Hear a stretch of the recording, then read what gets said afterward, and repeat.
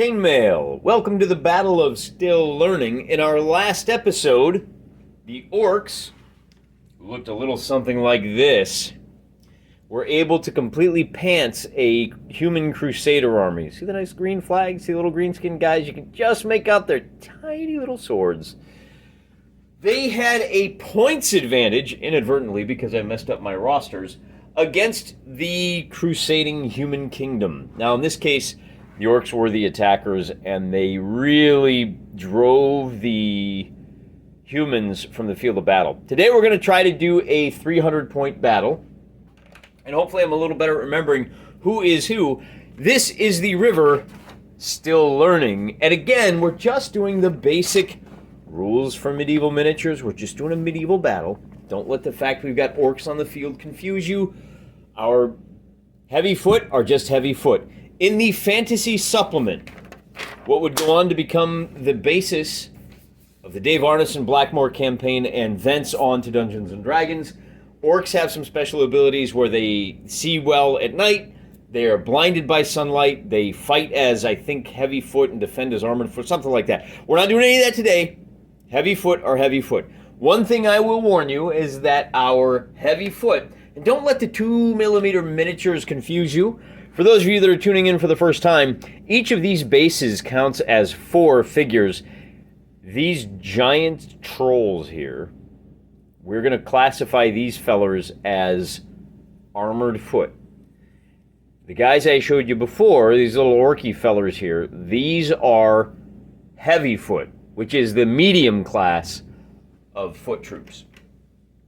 Our orcs are also going to have heavy cavalry. This time I'm going to use my heavy cavalry figures just to show you the difference. These wolf riding fellers right here, these are medium cavalry. See, there's 12 of them on a base. These charioteers, the chariots are pulled by wolves, don't you know? These are classed as heavy cavalry. Should be a little easier, should be harder for me to confuse heavy versus medium. One more time, let's take a look at the difference between heavy and medium cavalry for our crusaders. For our crusader kingdoms, the heavy cavalry have a heck of a lot more guys. They have, man, what is that, 2, 4, 6, 8? They actually have 24 guys. There's more figures on the base than there are in my unit. Well, that's not really true, because each one of these bases counts as 4 figures if you were playing at the 15mm scale. As you can see, there's only a mere 2, 4, 6. There's only 18 figures on the medium cavalry and a full 24 on the heavy cavalry. So it should be easy to tell those apart. The other thing we're going to have today for the first time are peasants. And this one may be a little bit harder to tell the difference.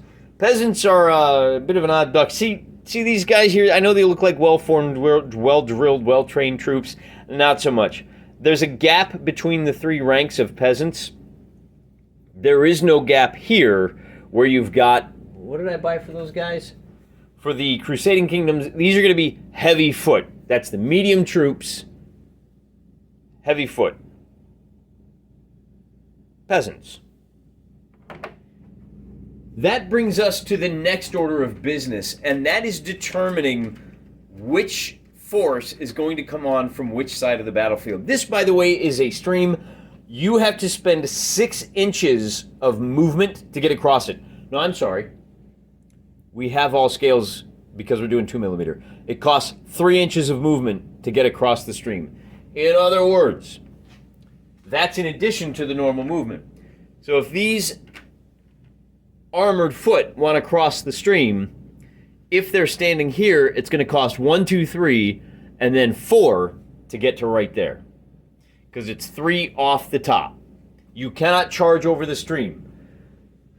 You cannot charge. You cannot move. In fact, I don't think we have anybody that can move through the forest. And then this here is a little bit different. This swamp is going to be a ford. There are 2 ways to cross the stream without paying that 3-inch penalty. You can cross at the bridge here. The river is the pond here. I guess this is a bit of like a fishing pond that may be a dam or that you can walk across. So you got a little pond here that can't be crossed. The forests cannot be entered by any of our troops, but these swampy areas here can be entered. Now, you cannot charge through them, and you have a 2-to-1 cost for moving through. They do slow you down, but you will be able to move across without having to pay this 3-inch penalty. I don't know what kind of difference that's going to make in the battle. It's kind of going to depend on who starts where.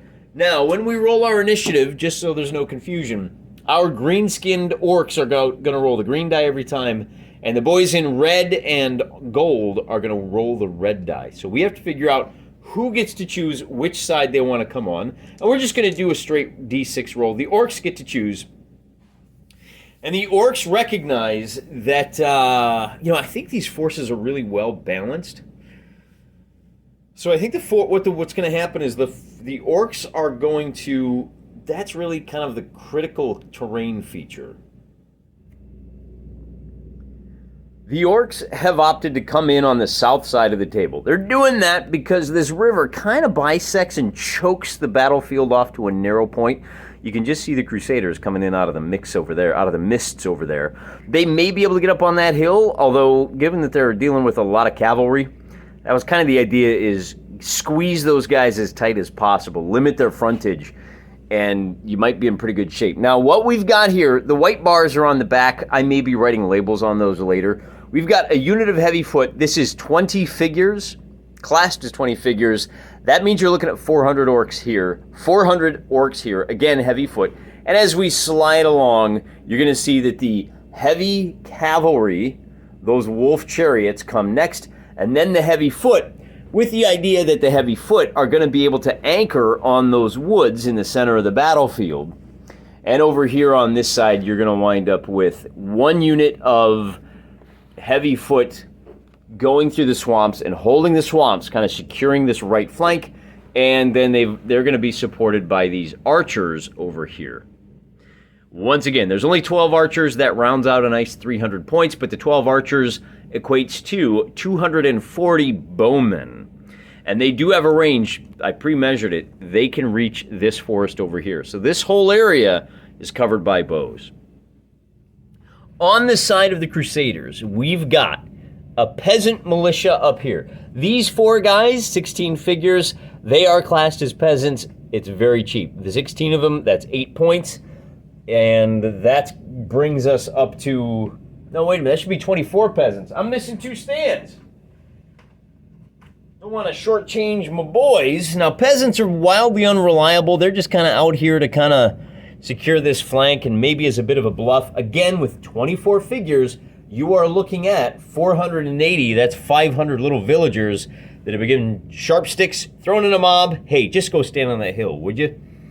Over here on this side of the river, the commander has opted to put 1 unit in line of heavy foot to kind of maintain things over on their left flank. And then as we come around the Still Lerning River, we've got the bulk of the troops that the commander hopes will do some good. We've got 200 heavy knights here. They're just heavy horse is all they are. We're not going to be using knights or any of the special rules for that. We've got medium cavalry on the far left. They are backed up by 1 unit of heavy foot. Hopefully that heavy foot will be able to give them a safe route of retreat if they get their lickings, so they can recover for a turn or 2. It's going to be really interesting to see how this battle develops. It's going to depend on who wins that all-important first initiative roll and who is going to make who do what. We are going to start out with a fairly wide angle so we can see all the action. We'll zoom in as necessary. The orcs get to go first. And when you win the initiative, you get to decide whether you take the first move or whether you force your opponent to make the first move. This time around, I think the orcs are going to go ahead and take that first move. They are going to seize the initiative. We'll move the archers up just that little bit more. Remember, they have a 45-degree fire arc. So that buys them potentially another turn of firing. The heavy foot are going to be able to move a total of 4.5 inches normally. Now that's going to be 2 inches to get to the swamp. Then they're only going to be able to move 1.25 inches, which puts them just barely in the swamp like this. And I think we'll go with kind of the absolute emperor rule of the 50-50. If half your unit is in the swamp, you're going to slow down. I think it's pretty good. The next turn, they're just going to pivot. And then, of course, each of those moves buys them a fatigue token. Rather than show you all of the fumbling around, I'm going to pause. I'm going to move all the units, and then we'll come back. As you can see, our medium cavalry has taken the hill. They do have 2 fatigue markers. Everybody else has just the 1 fatigue marker. I want to talk a little bit more about this terrain issue that we're dealing with. In Absolute Emperor, and by the way, a lot of people criticize Chainmail because rules are scattered all over the place. And they say, oh, it's not a very sophisticated design. Bro, I can give you a list of like a dozen rule sets written in the last 5 years that have that exact same problem. Yes, movement, interpenetration, flanking, a lot of the stuff is not well organized in Chainmail, but it ain't like they've completely solved that problem. Speaking of, I'm going to, in a situation like this where you've got a unit that straddles the line, is half on the hill, half off the hill, we're going to go with the majority rule on that one. If half the unit is going uphill, they get 2 fatigue markers. In this case, it's the full unit, so it makes it really easy. The only other unit that needs to move yet are these peasants over here. And the trick with peasants is they got no motivation. You have to roll a 7 or higher to get them to even move. Hey, they actually did it. Go peasants. They're going to be able to move a half an inch to get to the hill. Then they've only got 3 inches of movement left, so they're going to move another 1.5 inches, and they're going to wind up like so. Now, the good news is they cannot be charged. And they're up on the hill. That earns them, because they're on the hill, that earns them a 2nd fatigue marker, but we are now done with the first turn of this game. Moving on to turn number 2, we'll roll for initiative. And with a tie roll, we'll just roll off again. The orcs have won again, and this time around, the orcs want to know what the crusaders are doing. Why don't you guys go first? Medium cavalry takes the hill. They are safe from being charged. They've got a heavy foot protecting their flanks. The heavy cavalry are now ready to charge. These guys, now here's a funny thing about the rules. If you change formation for foot troops, it costs you is it a half a move or full move? I think it's a full move to go from line to, well, what am I saying I think for? If you go from column to line. But what happens when you're in line and you just tighten up in order to squeeze through a gap like that? Well, I think we're going to call that the same as an oblique move. We're going to charge them a quarter move. It's only when you actually change from, and I'm treating all, if your width is greater than your depth, you're in line. If your depth is greater than your width, you're in column. If you make that change, you can't move at all. But this kind of snaking through or pinching down to get through a gap, that we're just going to call a quarter move. That's as far as the Crusader heavy foot can move if they do that, which is fine. I think they're happy where they're at. Now to see if those peasants move up, and with an 8, oh my gosh. These guys are way motivated. They're going to just come up here, and I think we're just going to leave them there to see what the orcs do on this side of the hill. Anytime they're attacked, there's a chance they run away, so we're going to stop right there. The Crusaders are done. Let me move the orcs. We're going to, I'm kind of thinking we should go ahead and move these archers. Now, as Lightfoot, they can move a total of 4.5 inches. They can only move 1.5 inches to get over that river, but we might as well. We may be able to get them into position to actually do some good against these archers. These guys are going to do the oblique rotation up to 45 degrees. That costs them 1.25 inches of movement. They can move another, 3.25, but this 1.5 inches will cost them 3 inches, so they can just barely make it out of the swamp on this turn. And because they moved, so those two guys moved, let me move those guys, and we'll come right back. From left to right, on the part of the orcs, we've got a foot troop that held steady. They're just resting, completely refreshed, no fatigue markers whatsoever.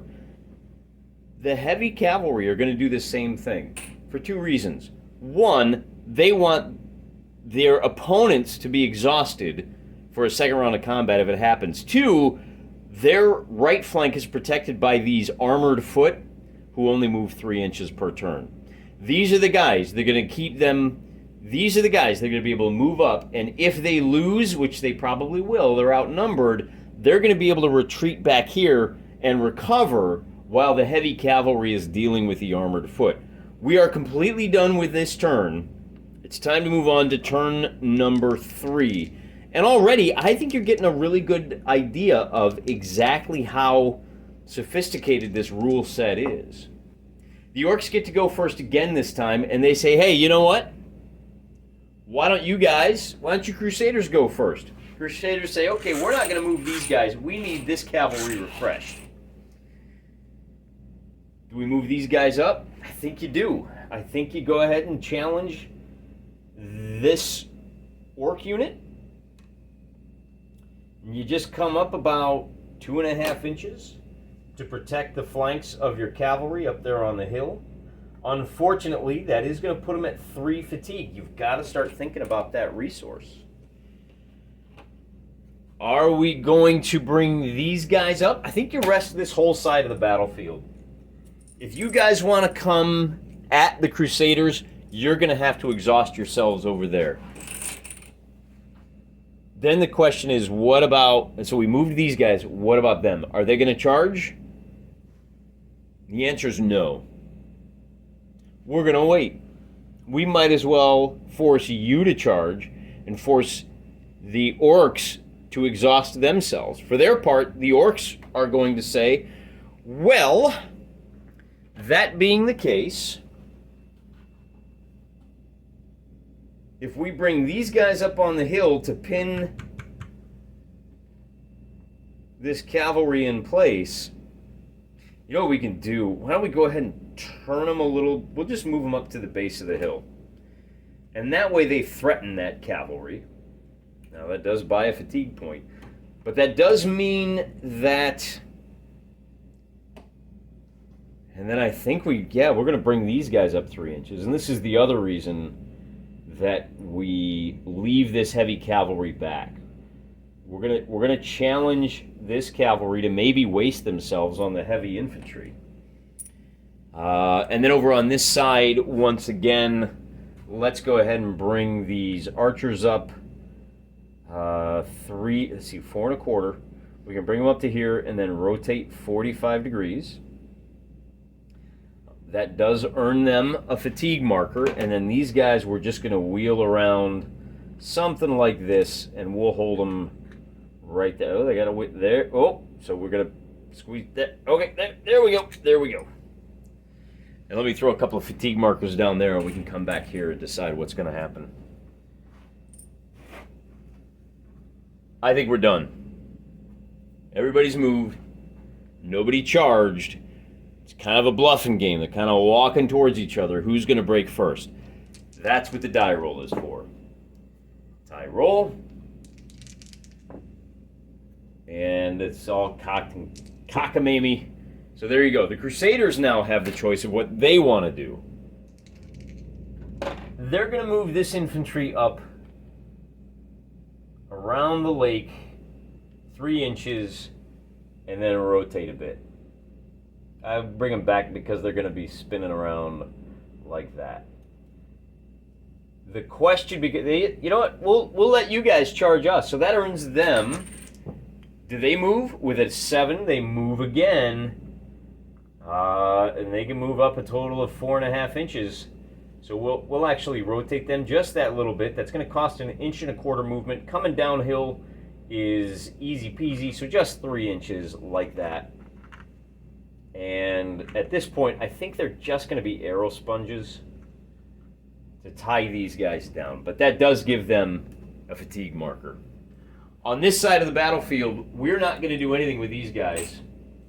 They're just going to hold tight. They're just going to hold tight. You come to us. But we'll go ahead and bring this cavalry into contact with this. Oh, ride down off the hill. Now remember, they are coming downhill. It's only uphill that you can't charge. So coming downhill, we are going to have a combat there. Then it is the orc turn to move. And we'll have these guys turn oblique and come into contact as well. So that it's going to be a 2-to-1 down here. However, that does net them because they moved another fatigue marker. And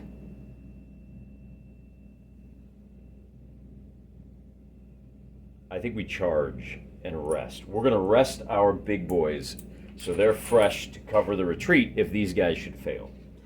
Our 4 guys are going to ride their 9 inches. Is the charge? Is that the charge for heavy cavalry?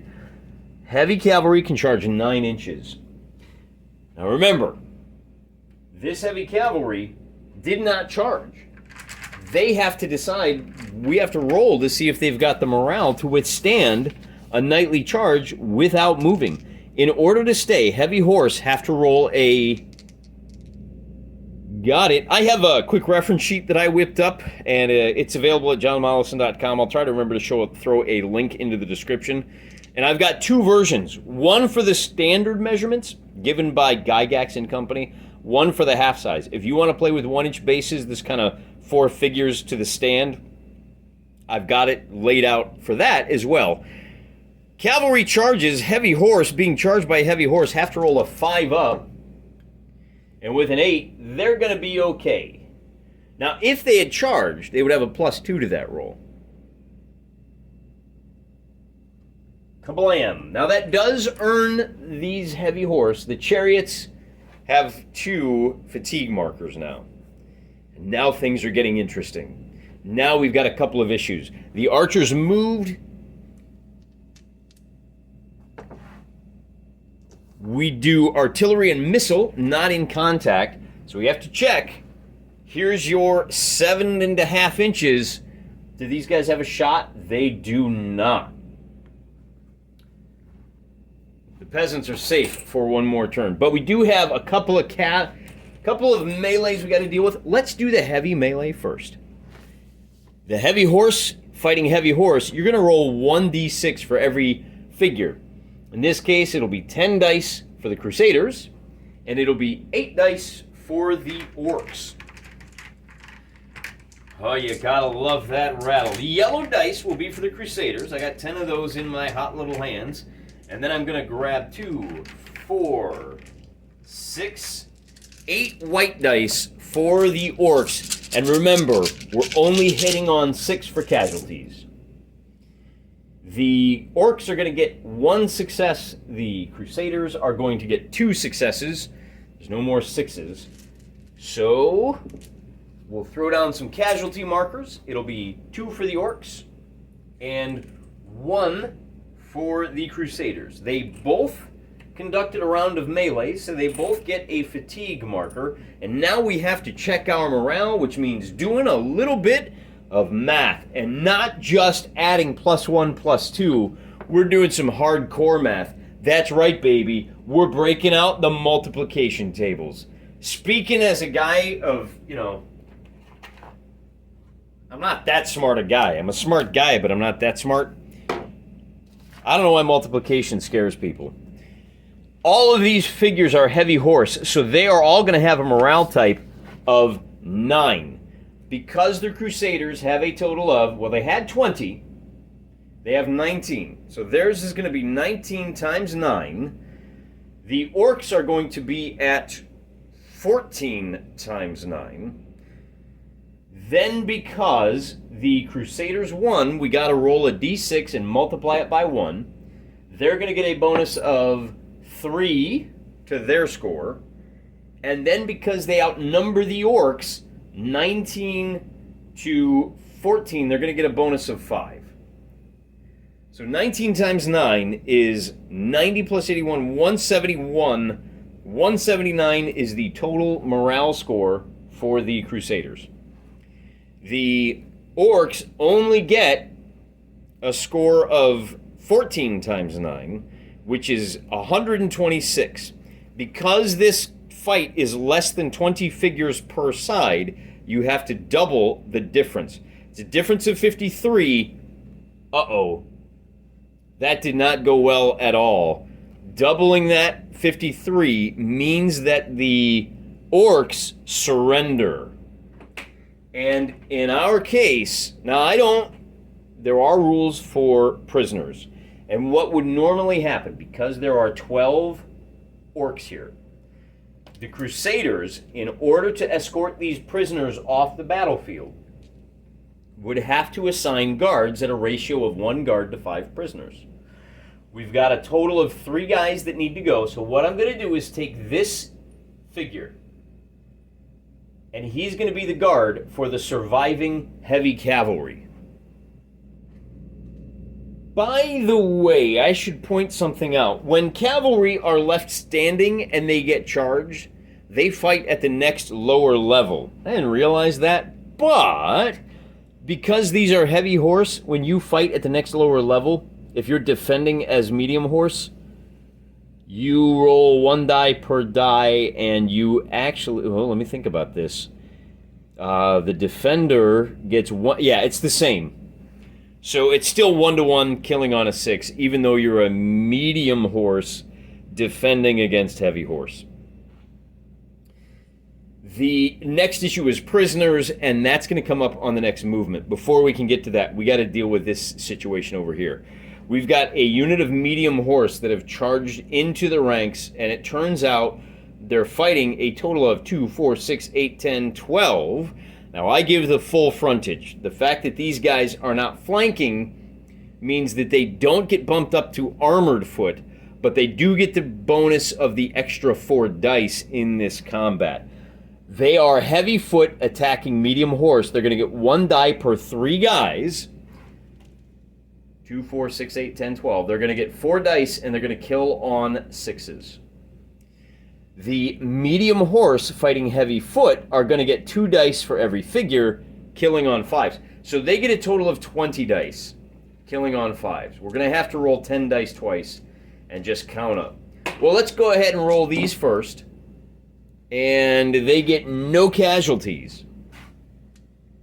It's all right. Wait for it. You'll see the other reason you want to double team like this.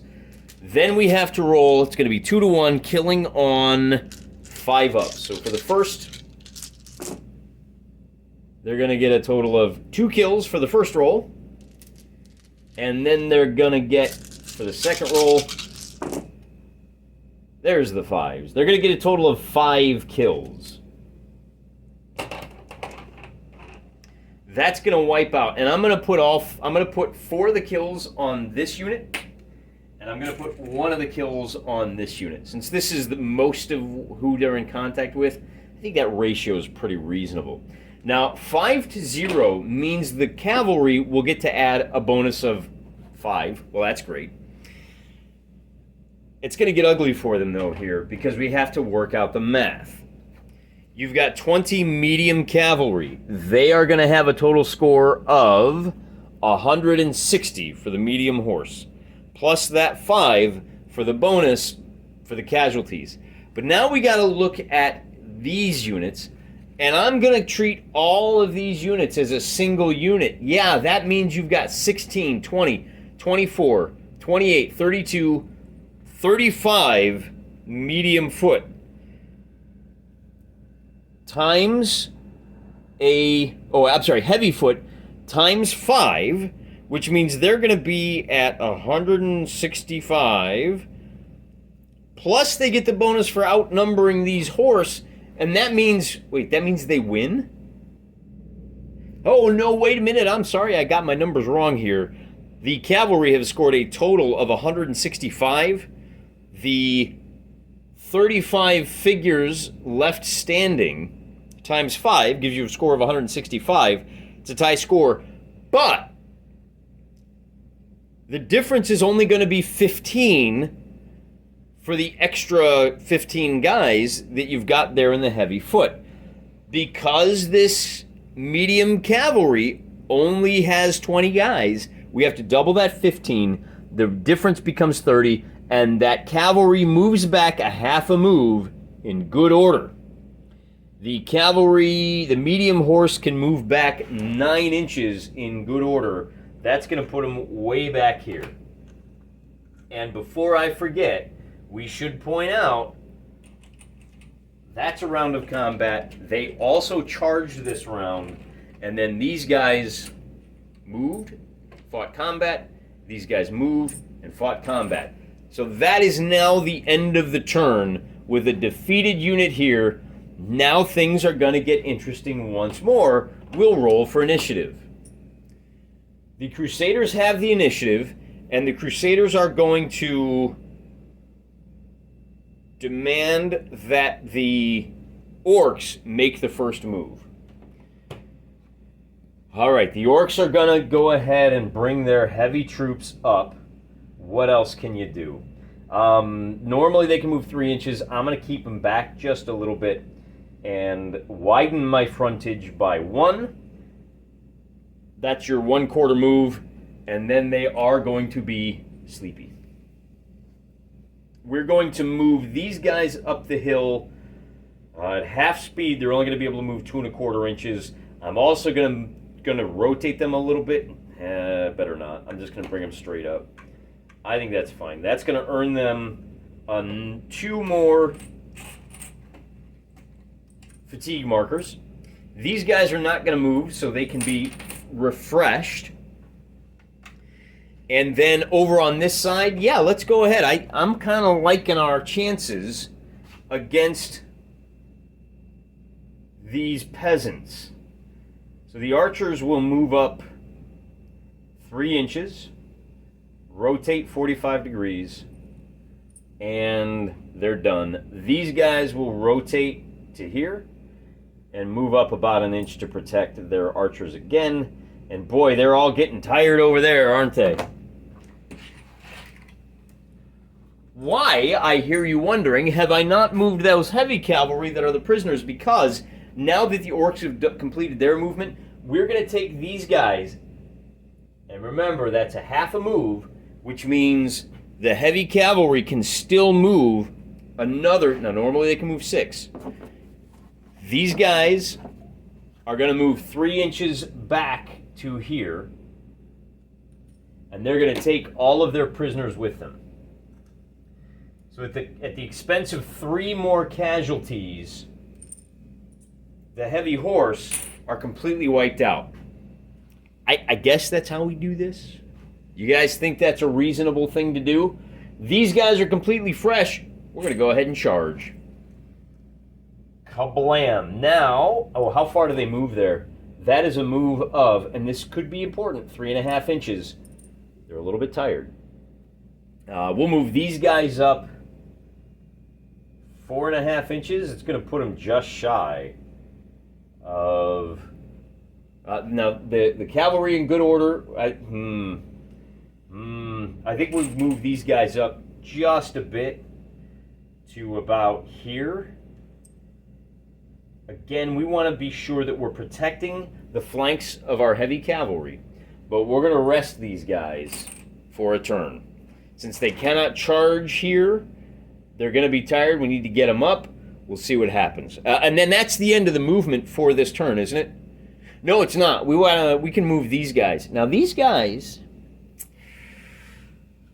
you know, it would be great if we could swing in and support our heavy cavalry, but I just don't see any way to make that happen. I think we gotta swing around this way, and we can only move 3 inches like so if we do that.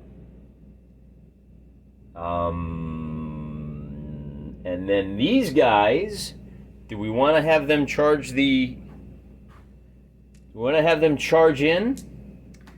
Now they're I don't think, do they have the movement? 4.5 inches. They could move to contact this turn.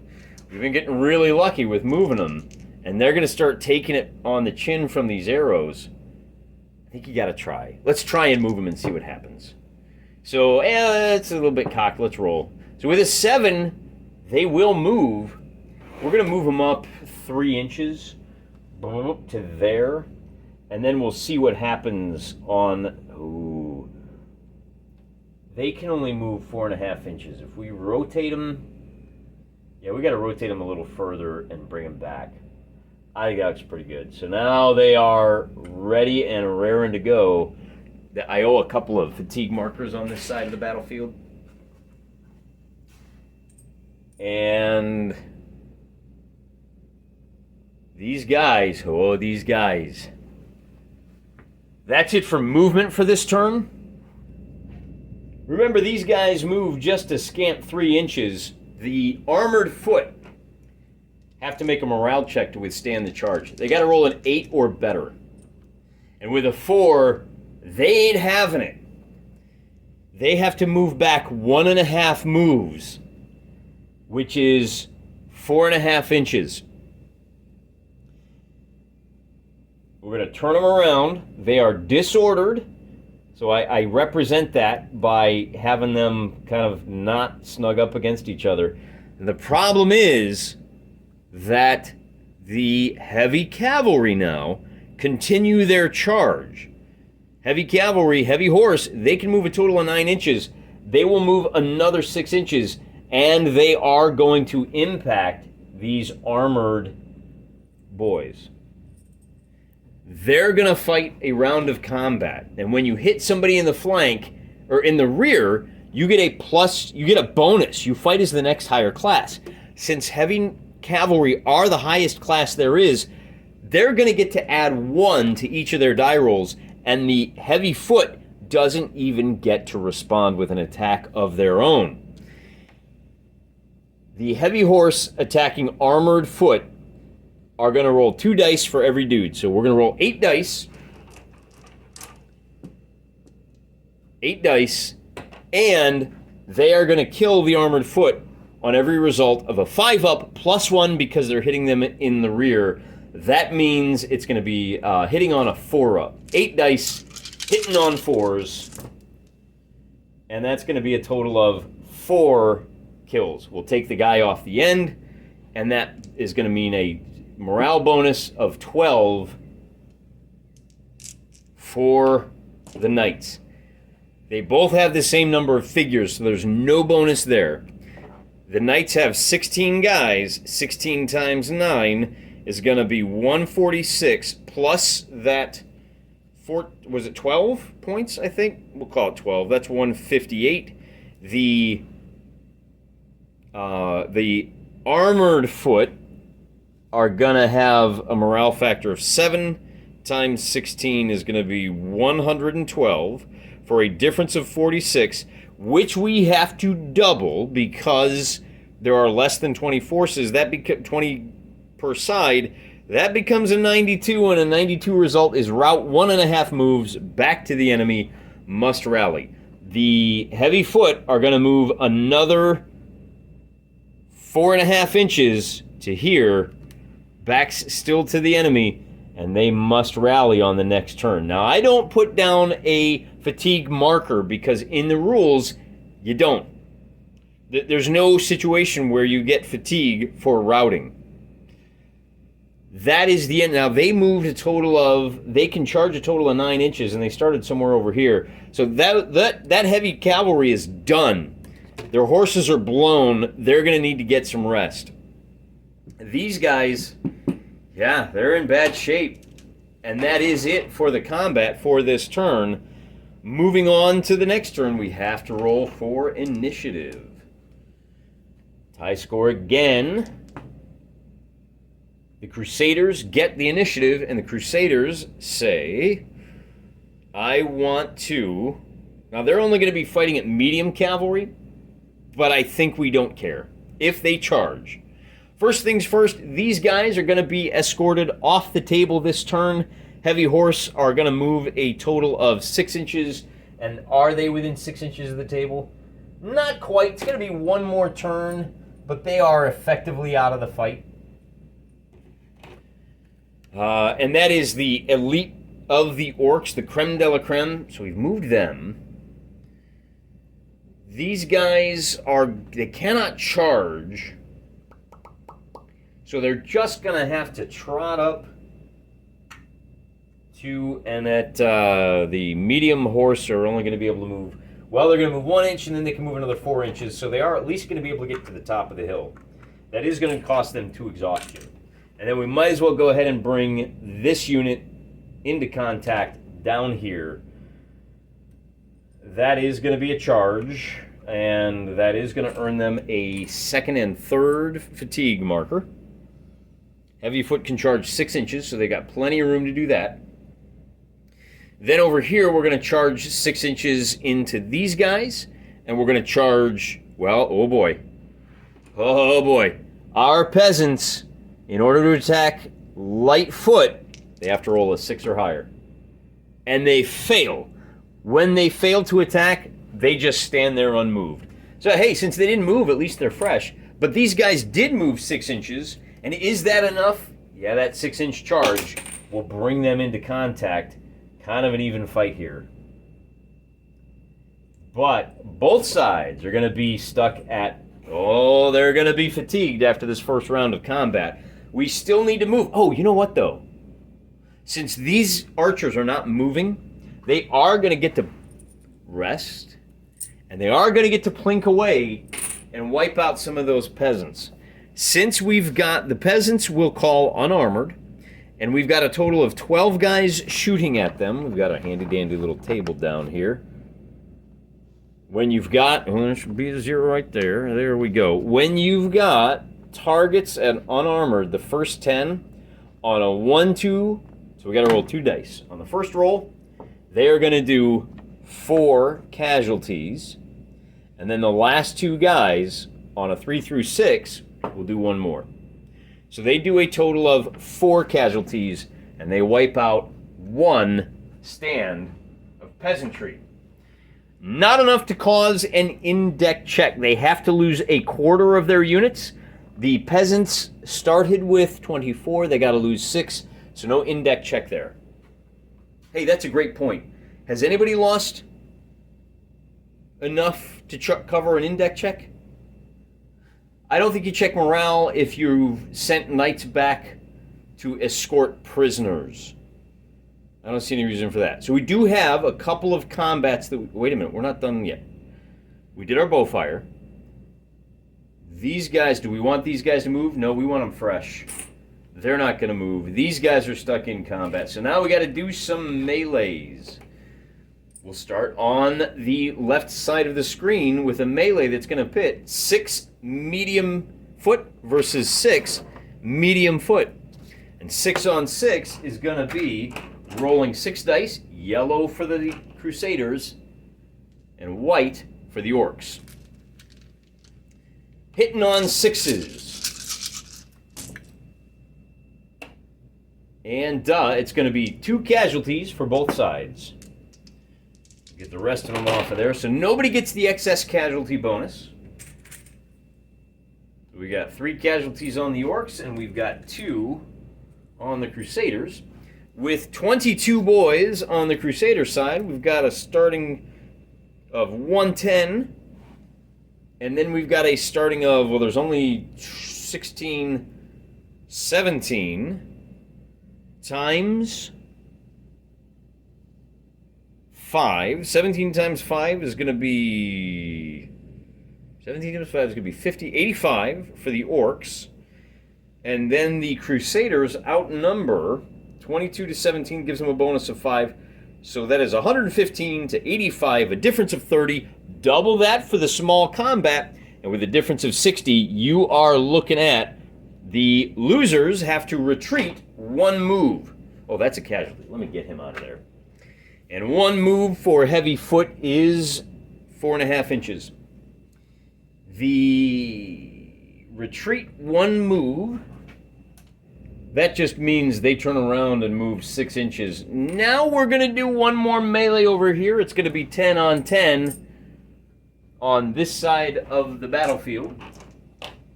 I'm going to roll 10 yellow dice. First for the Crusaders, and we'll see how many casualties they do.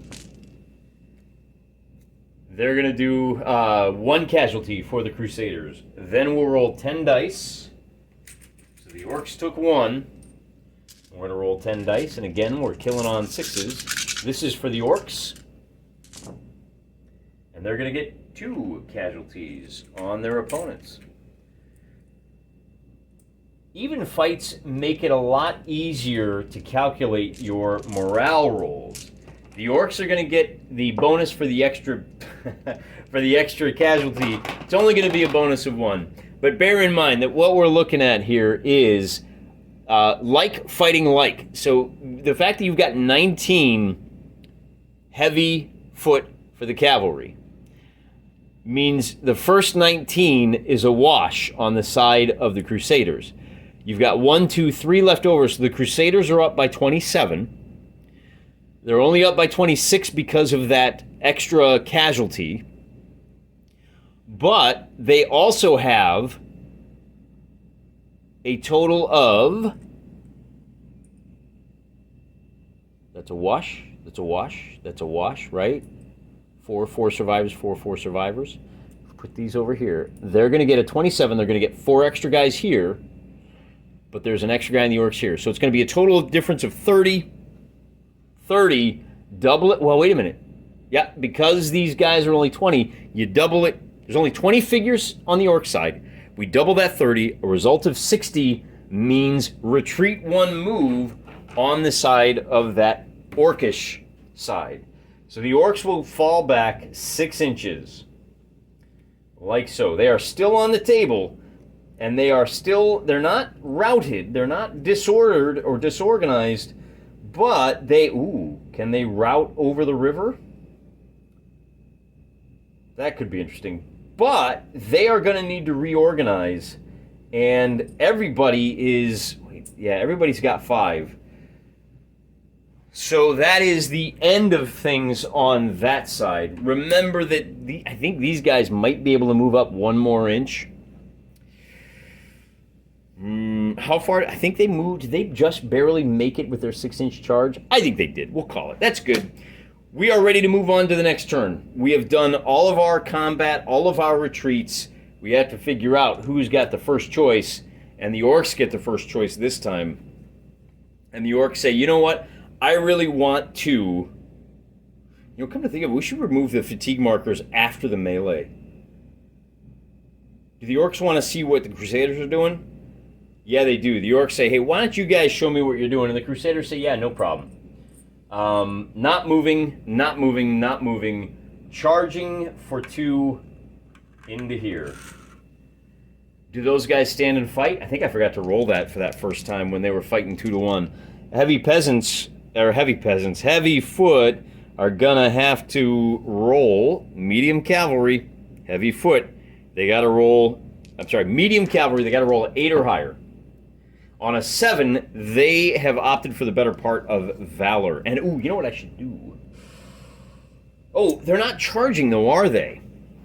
That's a good point. That's not a cavalry charge. They move into contact, but that's what's going on. These guys don't have to check because they were not charged.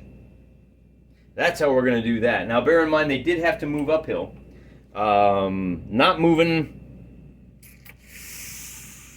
Not moving. Yeah, so there's a lot of stuff that we're going to try to charge. Oh, I forgot a bowfire over there.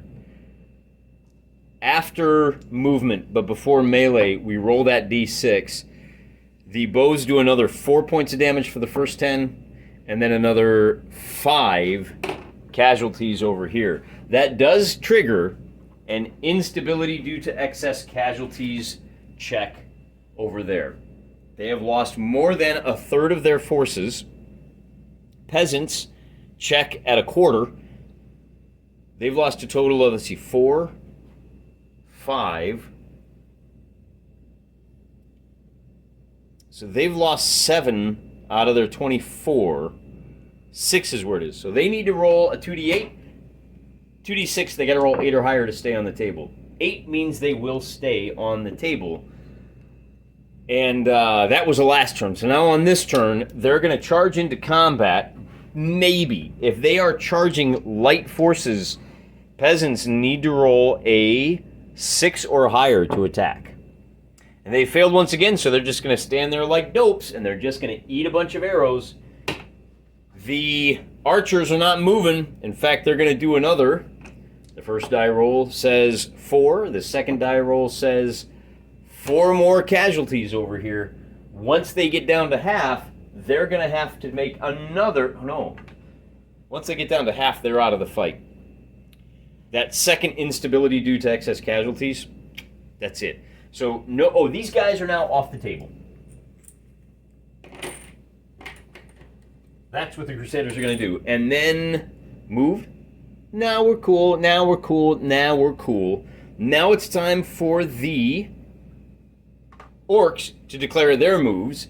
And these guys are going to about face, which costs a full turn. Oh no, did they retreat? They retreated. So when you retreat, they remain unmoved. If they're attacked while rallying, roll a die to determine if they managed to. If they failed to rally, on a score of 1 to 2 to rally when attacked. They automatically rally if they are not attacked. Now, they didn't move, but I don't know, man. Does just turning around count? You spend the whole turn turning around and rallying? That's how I'm going to treat it. These guys, likewise, they're going to form back up. Turn around. That's all they're doing. But I'm not going to tell you what I'm going to do. I'm not going to give them the benefit of the rest. They still have an exhaustion marker. And then likewise, these guys over here, because they are not being attacked, they're going to be able to turn around. And really with their backs to the wall and their backs to the river, it's going to be tight for these guys. And they are exhausted. The archers are going to fire more arrows, and they are automatically going to wipe out this unit.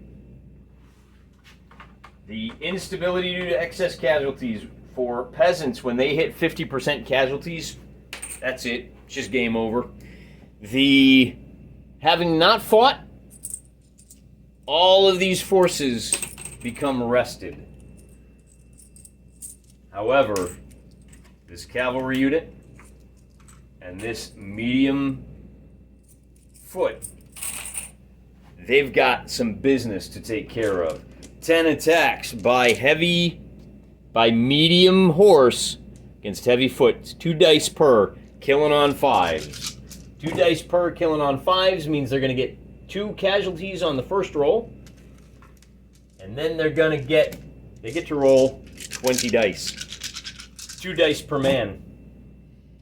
So 2 plus 4, 5, 6. A total of 8 casualties on the orcs. But the orcs are going to get 6 dice to attempt to retaliate. I'm going to put 2 more casualties down right there so I remember. And then they get 6 dice, killing on 6s. They're not going to take anybody with them. That 8 times 5 means 40. Oh, baby. These guys, it's going to be over 100. I don't think you even need to calculate it. You've got a total of 20 medium horse times 8. That's 160 plus the 40. They're already up to 200. We're going to double it. It's going to be 400. These guys are going to be completely wiped out. Now, because the horse didn't charge, they don't continue the charge. We're just going to pull these guys off as casualties and expect those medium cavalry to just eat it. But I do need to give them not eat it. I mean, they just kind of cantered up into combat. I am going to, because they fought a combat. It was 2. I already gave them the 1. All right, that is it for this turn. The Crusaders are having a much better go of things. In a fair fight, when the orcs don't have a whole bunch of bonus points, it seems like their enemies do a lot better. With all that said and done, it is now time to roll for initiative. The orcs get to go first. And they want to move first to protect the unit down here just off screen. Let's kind of pull it around. What they're going to have to do is turn these guys in an oblique angle, and these guys are blocking a charge by that medium foot. They're not going to get their charge, they're not going to get their bow fire off, but they are going to manage to protect this unit of medium foot down here. Not only that, but they're going to be able to charge with these guys 6 inches Man, I didn't think about that. That being the case, maybe we do need to have maybe the Crusaders. Oh, that's why the Orcs are going first. Because that way they can pound into these guys, and they're going to fight as medium foot. Now that is a charge. So our armored foot, these guys are not going to charge. They're going to change formation, which is not movement. So move, move, move. I need a movement. Need a fatigue over here. And then this unit of medium foot is not going to move. Do we move now for the Crusaders? We are going to charge forward with these guys. They're going to impact the bowmen right over here. The bowmen moved, so they're not going to get their split move fire.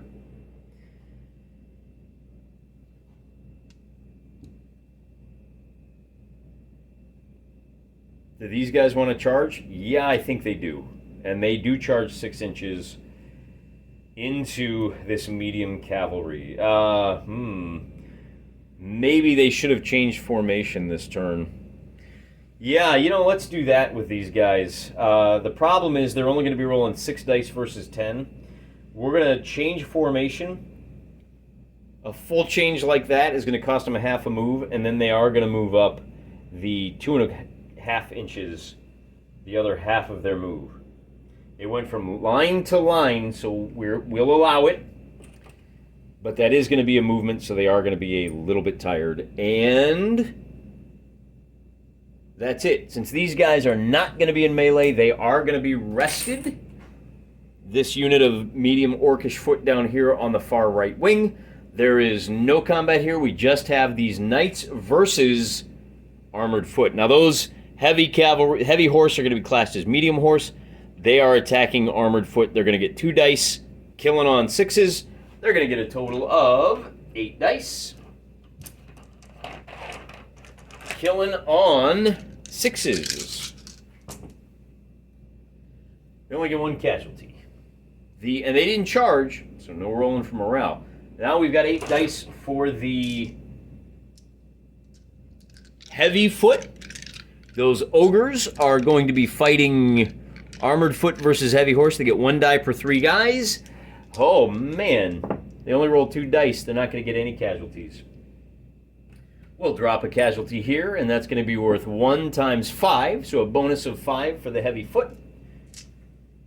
I'm sorry, for the heavy horse. 16 heavy horse is going to be 9146, plus the 5 is going to be 151 for their total score. They've got 1 extra guy, so it's going to be a total of 146 for them. For the heavy foot, the orcish ogres are only going to have 16 guys, and 16 times 7 is going to be 116 for a difference of 30. Double that, and again, you're up to 60. That means it's going to be a retreat, 1 move. Now, 1 move retreat for heavy foot is going to be retreat 3 inches.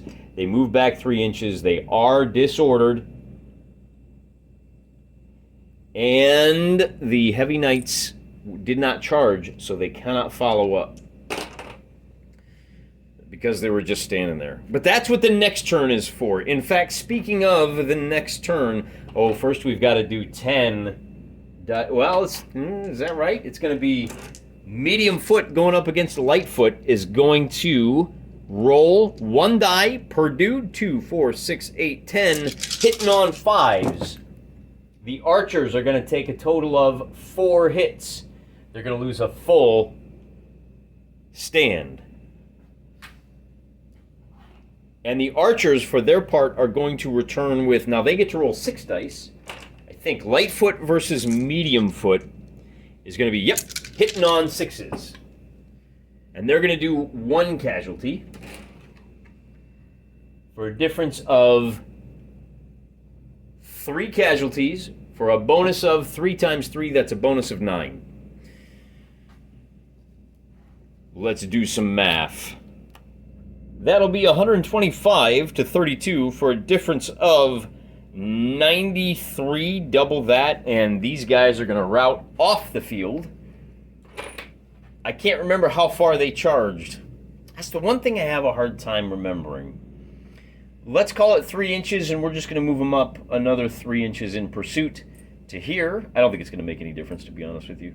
But they did charge, and they did fight a round of melee, so they are going to have 3 I'm so sleepy tokens. These guys did not do any fighting, so they're fresh as a daisy. And I think we can clean up our battlefield and move on to the next turn. And it's pretty obvious what's about to happen here. I think the fight is over, but we'll play it out just to see what happens next. The orcs get to go first, and they say, yeah, we want, I think this fight is over. All they can really do is bring these guys up, charging into combat here. They may have some success over there, but again, they have to rally on their turn. We'll see if they rally. And on a one or they automatically rally. If not, all right, yeah, we got to do this. These guys can run away, but we'll leave them there just in case. These guys are, oh boy, what do? I think you can go ahead and fight like this, but you're about to get hit in the flanks by those horses. The early rounds do not go well. By charging, you're going to be up to 2 fatigue markers, and that's really the only movement you've got. They have to spend their whole turn trying to recover. It's going to be a charge of 3.5 inches for these heavy knights. And now you are rolling and hitting these guys who don't get to attack back. These guys are going to, boy, the 45 degree. I think you can give them the flank bonus. They're going to be hitting as heavy knights, like so. So that's going to be 20 dice. Is that right? Heavy horse against heavy foot? No, that's going to be 30 dice. 30 dice that cannot be returned. Well, I've got 10 dice here, and those 30 dice are hitting on 5s. So the heavy horse alone are going to do 1, 2, 3,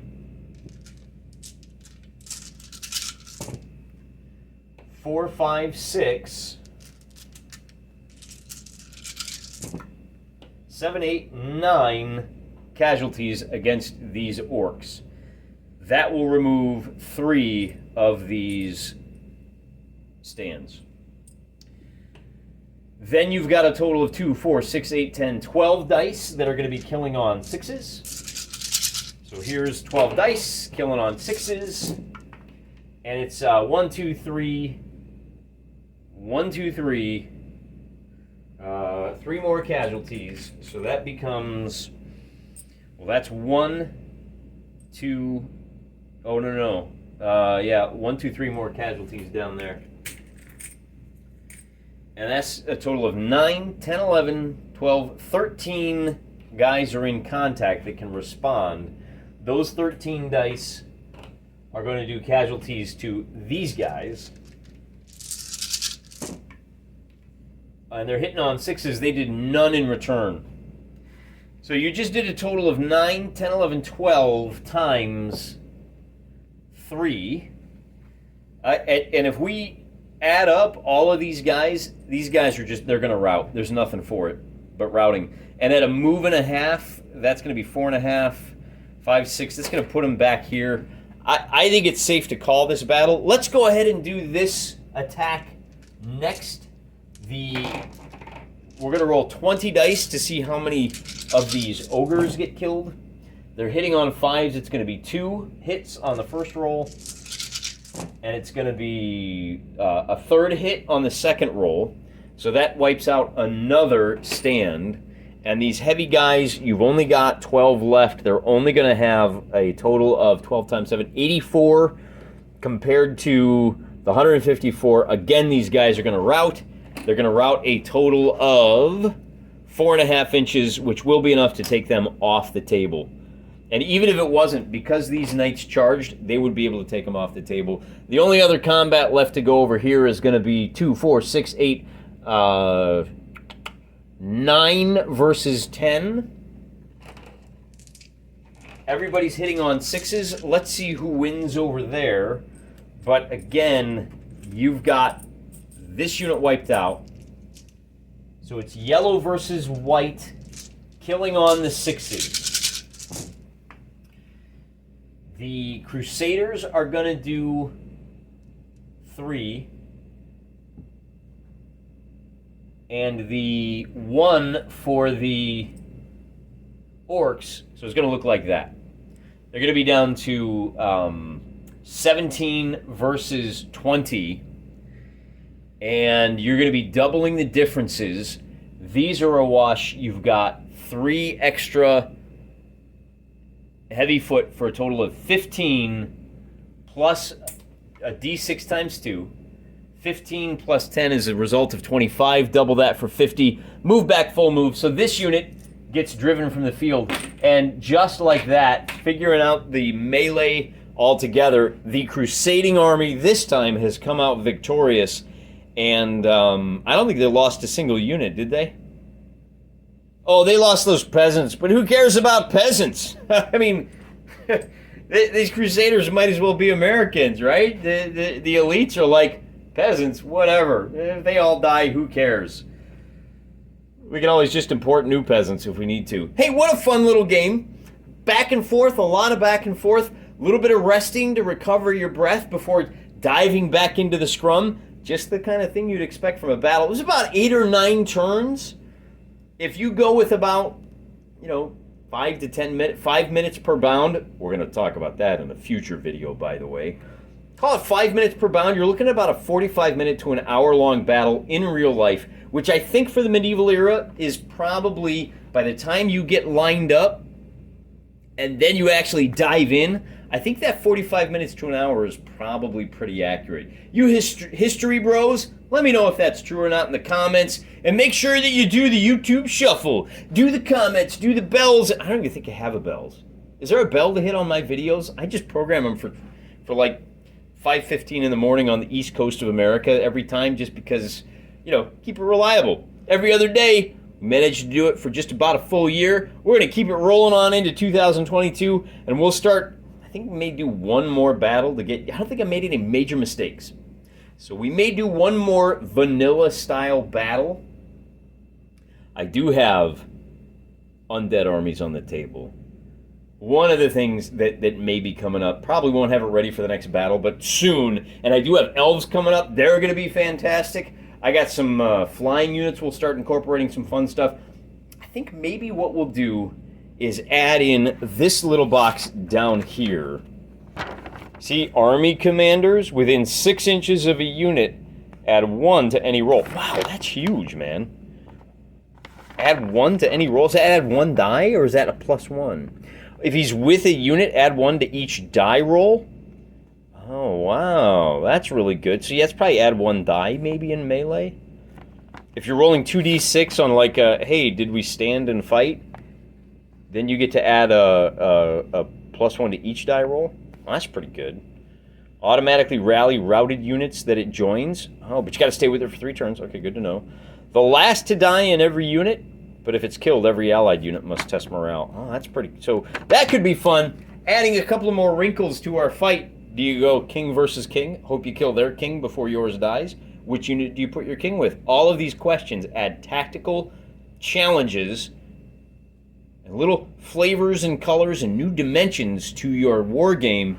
Man, what a great little rule set. I think the other thing is this is going to be pretty robust. When we do undead, how do you do undead? I think what you do is you give them a huge morale bonus, right? They don't care if they die. But, and they're hard to kill, right? Zombies only die for headshots. So maybe you say, look, these units, here we got a unit of medium foot. They will attack at as medium infantry, but they'll defend as armored infantry. They're hard to kill. But maybe you have to roll on the activation check every time. So you, as similar to the way we roll for charges. If you want, here's our peasant morale, right? To attack and defend. We may treat all undead as peasants for activation. If you want them to defend, if you want to roll a defense dice, then you have to roll, you must score 7 or better. So to attack, to move, you have to roll a 7 or better. If you're attacking a heavy foot, you have to roll an 8 or better. If you want to defend against a heavy foot, you have to roll 7 or better. So they may be completely immune to morale. That may be the way to do it. But anytime they act, you have to roll an activation check. That could be interesting. I think this is a really robust rule set. We'll do a video here pretty soon doing some in-depth analysis. The kind of thing that you don't get just from reading the rules and going, oh yeah, I thought about it and I figured it out. Sometimes you got to play the game to really understand it, you know, down deep in your plums. So look for that video coming up in a few days. In the meantime, I am praying for you.